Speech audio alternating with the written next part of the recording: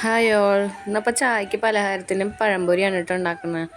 അപ്പം അമ്മ അതിനുള്ള മിക്സൊക്കെ റെഡിയാക്കി വെച്ചിട്ടിരിക്കുക. അതിൽ മൈദപ്പൊടിയും ജിലേബി പൗഡർ കുറച്ചിട്ടിട്ടുണ്ട്, പിന്നെ കുറച്ച് ഉപ്പും വെള്ളം ഒഴിച്ചിട്ട് മിക്സ് ചെയ്ത് വെച്ചിരിക്കുക. ഉണ്ണിയാണെങ്കിൽ മുകളിൽ തന്നെ ഇരിക്കും കാണാനൊക്കെ ആയിട്ട്. മുകളിൽ ഇരുന്നാലേ അവൾക്ക് സമാധാനമാവുള്ളൂ. സേഫായിട്ട് ഇരിക്കണം കേട്ടോ, കുഴപ്പമൊന്നുമില്ല. അങ്ങനെ അമ്മ ഓരോരോ പഴംപൊരി ഇട്ടെടുത്ത് എണ്ണ ചൂടായി അപ്പോൾ അതിലേക്ക് ഇടുകയാണ്.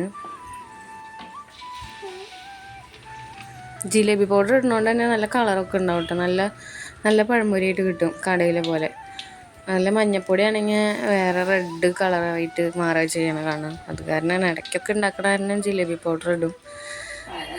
പിന്നെ ഉണ്ണിക്കും കഴിക്കേണ്ടതല്ലേ, അങ്ങനെ അതവിടെ ആയിക്കൊണ്ടിരിക്കുന്നുണ്ട്. പിന്നെ അവൾക്ക് പഴംപൊരി ഒരെണ്ണമൊന്നും കഴിക്കില്ല. അപ്പം ഞാൻ ഓട്സിൻ്റെ കുറുക്ക് ഉണ്ടാക്കിയേക്കാണ്. പഴംപൊരിയൊക്കെ റെഡി ആയിട്ടുണ്ട്.